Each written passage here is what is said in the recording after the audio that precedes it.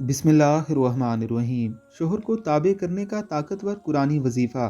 ये वजीफ़ा ऐसी औरतों के लिए है जिनके शोहर उनकी बात को ना अहमियत देते हैं, ना ही कोई जायज़ बात भी मानते हैं। अगर ये वजीफ़ा पूरी तवज्जो और मेहनत से किया जाए तो शोहर ताबे हो जाएगा। या सुब्बूहु, या कुद्दूसु, या गफूरू, या वदूदु।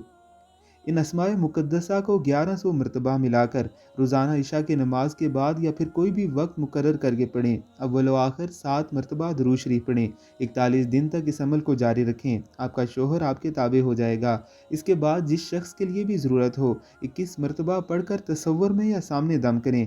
अगर मुमकिन हो तो आबे ज़मज़म पर दम करें, शहद पर दम करें और इस्तेमाल करवाएँ।